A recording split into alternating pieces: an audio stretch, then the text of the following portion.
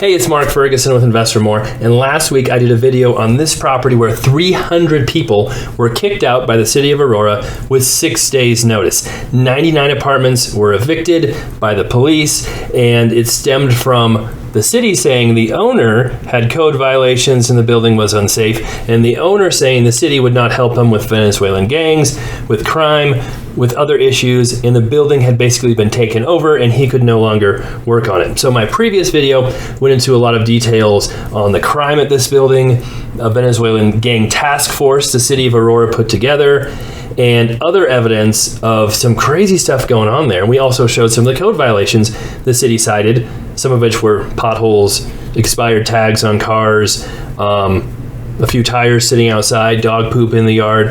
There were some more serious ones, but a lot of the ones they listed were just tiny, minuscule stuff. So it's hard to know who's telling the truth or who's right, who's wrong, or if it meets somewhere in the middle. Well, this video is going more into the immigrants and what is happening in Denver as a sanctuary city, because there is no denying, you have the news saying there's no evidence of Venezuelan gangs in these apartments. Well, there's definitely evidence of them in the area, in the Denver metro area, and there's definitely no denying there have been over 40,000 immigrants, most of them from Venezuela, come into the metro area the last 2 years, and this is not a huge area. Denver has 700,000 people. So we're going to look at that and the budgets and how Denver is now cutting their budgets for citizens to pay for immigrants, and how much those budgets are being cut, where they're being cut, and some other just crazy situations that are going on down in Denver, which is about an hour north of me. I'm in Greeley, Colorado, and so we're not seeing a lot of this where I'm at, but we're close enough where it's definitely worrying and concerning for us, and hopefully it doesn't, spread up this way with the crime and issues they're having down there. All right, so we're starting off with this story from Fox 31, a news channel in Denver. Denver Council to consider cutting $41 million from budget to support migrant crisis. So Denver is spending a massive amount of money on immigrants, both illegal and illegal, as well as homeless. So they're spending a massive amount on their homeless population as well. And they're spending so much money that they are now having to cut back on services to, citizens, including police, firefighters, safety, sheriff, all kinds of things. And we'll show you that.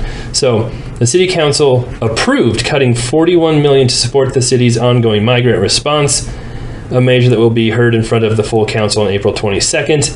So the city previously estimated that when sheltering about 5,000 people per day, it would need a total of $180 million for 2024 migrant sheltering operations.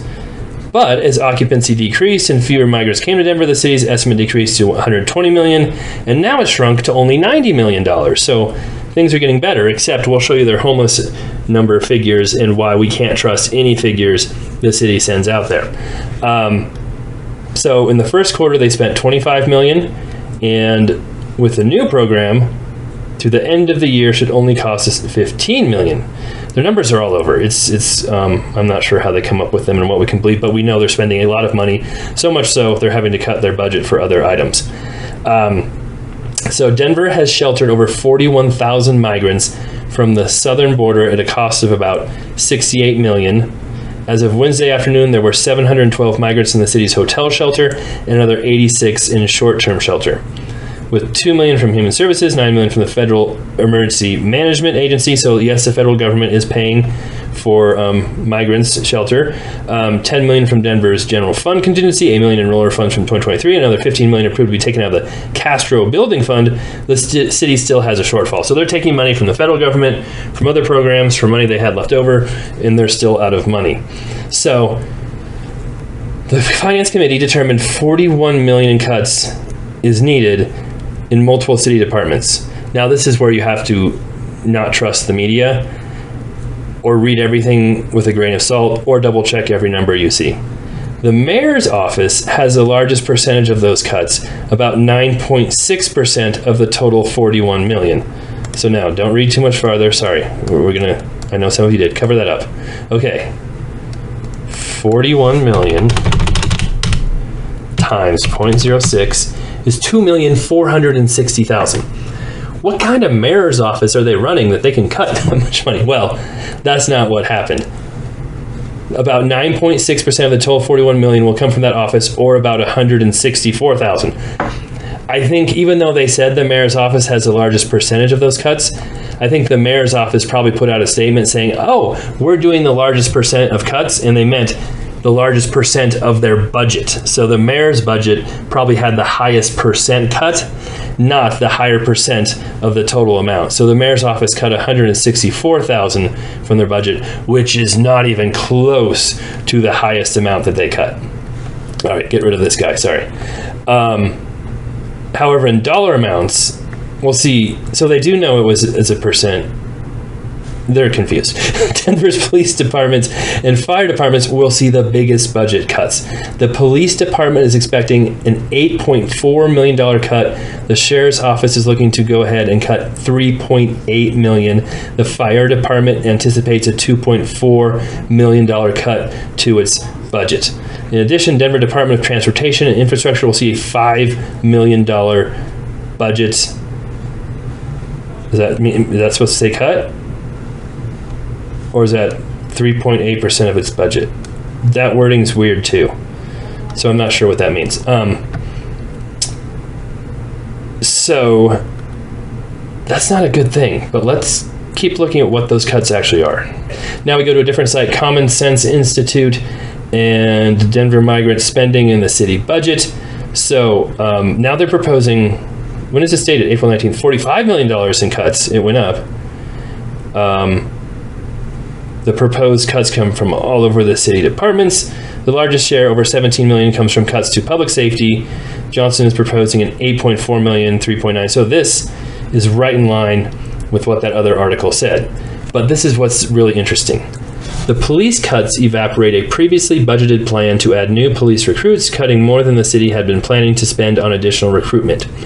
We know Denver has seen historic increases in crime, and residents are frustrated that law enforcement doesn't have the capacity to respond to the volume of 911 calls, according to a city budget report. That's according to the city. That is why we are making an $8.2 million investment to add 167 new police recruits to our force in 2024.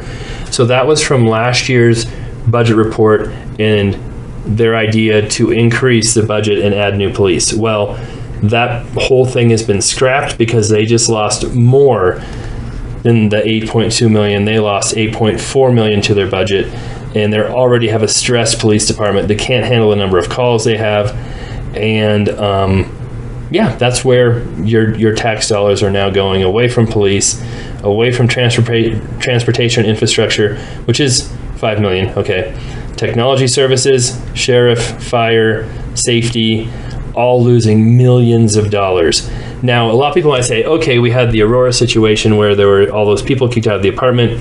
There was a crime issue. There was hundreds of calls. Aurora sent letters to the landlord saying they're going to shut down the building if he doesn't control crime. Maybe that's why Aurora sent that letter, because they know their police department can't handle it. But I would like to make a big point of order here. That's the wrong wording, but Aurora is not Denver. So what we're reading now is the Denver budget, Denver Police Department. Aurora is a different city. So when I'm looking at these cuts to police and them not being able to respond to 911, they're two different cities. So I'm not trying to say that this is why the Aurora crime happened, because this is a separate city, but just trying to show the overall how migrants are being brought into the city and attracted to the city, and how citizens are losing their money, the things they pay for, because of it. And then those migrants will flow into other cities, other areas, and we'll show you what really might be a direct result of state funding of who brought them, or how those migrants were brought into that apartment, possibly. All right. Community planning and development, the library loses a bunch of money, parks and recreation loses a bunch of money, finance loses a bunch of money. Wonder how the finance department loses funding. They're not going to be able to budget very well. Anyway, city attorney, not too sad about that. No, sorry. Human resources, Office of Climate Action, Sustainability and Resiliency, general services, Office of Children's Affairs, that's not good. Civic events, housing stability, mayor's office. There's the mayor's office. You know how they said the mayor's office had the biggest percent? Yeah. No. Emergency management, which is something they have problems with already. Human rights and community partnership. Office of Economic Development, excise and license, special events. So that's where your budget cuts are coming from. And Denver is losing a lot of money because of this issue of bringing 40,000 people into the state. So you might ask, well, how is Denver bringing people into the state, or migrants here? Aren't states shipping them to sanctuary cities like Texas and Arizona? Yes, they are. And the reason they're shipping them to these cities is because these cities are offering free housing and free hotel rooms and all the services. So I don't know how you can get mad at Texas shipping people here when Texas is not providing any of those things, but they know other cities will. If you're looking at it as a humanitarian aid, isn't it better to put those people where they can get aid and help rather than where they can't? So there's that argument there. Or you would do something to stem the tide of immigrants, but that's another discussion. So anyway, City Council mulling at $20 million more for migrant hotel rooms. So the reason so many migrants are coming to Denver is because they're paying for hotel rooms for them. So the city approved on March 18th, $20 million increase in migrant hotel room funding. So we don't need to read about that. More than 1,150 migrants like Pacheco are staying in Denver's city-run migrant shelters as of today. And later, the city will consider how much more funding to set aside for migrants while they cut back on other services to save money, which we just talked about. Quebec Hospitality is the #1 provider, and the city paid them $16 million for hotel rooms for migrants in 2023, just that one company. So in February, the council unanimously approved a 6-month, $25 million contract with them through July. For 6 months, $25 million. Today, they will consider adding another $20 million to that 6-month contract to add needed capacity, together making the total contract $45 million from February through July. Does not require the city to pay that money if they don't need it. So you heard that the city says they don't need as much money as they thought in the beginning. Well, they say that, but we'll show you what happened with homelessness here in a second. So the number of hotel rooms available for migrants depends on how many are staying in Denver any time, but the city currently narrowing down its inventory to 2,000 hotel rooms open for migrants. So it's all based on occupancy. And they're also in the process of closing 4 shelters to cut back and consolidate costs for migrants because it's costing so much money. They want to carve into the estimated $180 million it would cost to continue supporting migrants for the rest of 2024 at January's pace. Because they're not just doing hotel rooms, they're doing much, much more. Because the shelter is not just a hotel room. I think they're providing food, all kinds of different things. So Denver is attracting the migrants because they're giving them free stuff, but it keeps going. This is how we tie all this together with the apartment complex in Aurora. So I have not been able to confirm this, but the rumor is the owner of that complex put migrants in there because he's getting state money to pay for migrants to go into the apartment complex. So again, when I made the video before and this video, I'm not trying to say this landlord is an awesome person, hasn't done anything wrong. I don't know him. I've never talked to him. His property does look awful now. There's a bunch of trash outside another property he owns, and they say they've abandoned another property because of Venezuelan gangs. If it were me, you keep taking out the trash just from a public appearance, like help the tenants out a little bit. Trash isn't a huge expense. You can help them, by removing trash and keeping dumpster service going. So there's still some things you can do. I don't think you completely abandon them, even if you're frustrated with the city, unless you're trying to make it a PR stunt, who knows. But again, while I'm not saying the landlord's a good guy in doing things the right way, it's very obvious to me Aurora has been crazy in the way they handled it as well. So in our last video, there were multiple people that said the apartment complex was full of Venezuelan migrants. Whether they're in a gang or not, you can't say for sure, but that fact wasn't disputed. And why they might be coming is because of this migrant support grant application. So basically, is closed now, but the Office for Preparedness within the Division of Homeland Security and Emergency Management will fund qualified social service organizations, charitable foundations or trusts, nonprofit organizations, and government entities to provide humanitarian relief to newly arrived migrants. All applicants to this award must provide culturally and linguistically appropriate integration services that include housing and case management. Other eligible services are listed below, but no application will be accepted without housing and case management. Funding can be provided through June 30th, 2024. The maximum funding available for all entities is approximately $4 million. So I don't know if that's each entity or for the whole thing, but again, more money being spent. And then here is the eligibility criteria for getting this money. So basically they're paying entities that are providing these services to migrants to help mitigate their costs, but must be newly arrived with an alien identification number and a U.S. Department of Homeland Security release date, must be currently housed or have been released from local government shelter no more than 6 months from the date assistance is provided under this program, can only be assisted with state-funded housing assistance one time. So you can only do this once if that helps people feel better about it. Program activities. Securing housing or referrals to housing, including co-signing of leases, paying security deposits and first month's rent, housing orientation, etc. Case management, at a minimum, to include intake, assessment of needs, plan for self-sufficiency, and assistance with achieving that plan. Other eligible services, this is things they will reimburse these companies for: cultural orientation, employment services, including career coaching, counseling, navigation, training, certification, job placement, health and mental, referrals or care, necessary interstate transportation if it promotes self-sufficiency, child care if necessary for employment, enrollment of children in school or summer camps, and navigation of such to parents so parents can find employment, interpretation and translation needed, coordination of activities among community-based organizations. Anyway, the school thing is crazy. I just saw an article on the news that some of the Denver schools are stopping bus service to citizens because they don't have enough resources to pick up them and the immigrants that are coming in, and the classes have exploded with children because they didn't come in, at the start of the year. They're coming in throughout the year, and it's just causing havoc in Denver schools right now because thousands of children are being put into the schools at various times throughout the year, and obviously many of them can't speak English. Crazy situation on that side too. Okay, so all the rest of this I'm not going to go through, but basically they're paying landlords, government entities, to house immigrants. If they're co-signing leases, I don't know if that's another entity doing that, but they're paying for the security deposits, first month's rent.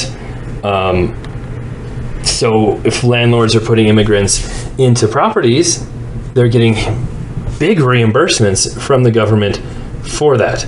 So is that what happened? A rumor is that that's what happened, but I cannot confirm or deny it. But there's no rumor about this programs and the money being spent. That is definitely happening. Okay, finally, we mentioned how the city is saying these costs are going way down. They're not going to be as high as they thought. It's going to cost the city much less money. Well, Denver had an initiative to have no homeless and house them as well. Well, they were very secretive about how much this was costing and not giving budgets or anything for a long time. Denver Homeless Initiative cost $65 million more than the estimate. So when they finally were forced to come out with numbers because they wouldn't do it, they were way, way low on their estimates and just way off. So let me see if we can get to the brunt of this. All right, so in total, the program, now called All in Mile High, has moved more than 1,560 people off the street and into temporary housing, according to city data, although 165 of those people have since returned to homelessness. So I want to get some numbers here. 1,560 minus 165. So the program helped 1,395 people get off the street. The mayor's office plans to spend $155 million on its initial initiative between July of last year and the end of 2024, about $65 million more than they told Denver it would cost when they held two separate press conferences last year. So in 2023, he said the total cost is $48 million. It ended up being that was just for 2023. The following year would be cheaper at 39 million. It ended up costing 155 million, not 107 or whatever those don't add up to either. Those would be, or 65 million more. Okay, yeah. Okay, got it. It costs a lot more than they said. So when they say that the migrant money is going to cost a lot less, doesn't necessarily mean that's really what's going to happen based on their track record. So 100 million will be spent on expenses for hotels that have either been bought or leased and turned into homeless shelters. Another 35 million will go toward building and running micro communities in Denver, and 14 million will be spent on programs that help the homeless transfer into permanent housing. So they now expect to spend at least 57.5 million every year to try and solve homelessness, and that's if they get their costs down. So they spent 155 million, so 1395. All right, well, that's close enough. They spent $107,000 per person to help them get off the street for this program. If I did my math right, which I didn't because I missed a 5 in there, but still, so more than that. And now Denver is cutting back on their services like police, fire department, infrastructure, because of, now they said it was for the migrant, money they're spending, but I'm sure this has something to do with it as well, because they've spent so much money on the homeless and getting them off the street as well. So this is a totally different story. We could go into a whole new tangent, talk about that as well. But my main point here is that just because the city says it's going to cost so much, or costs are going down, their track record shows otherwise. So that's all we've got for this video. Again, here's the apartment complex.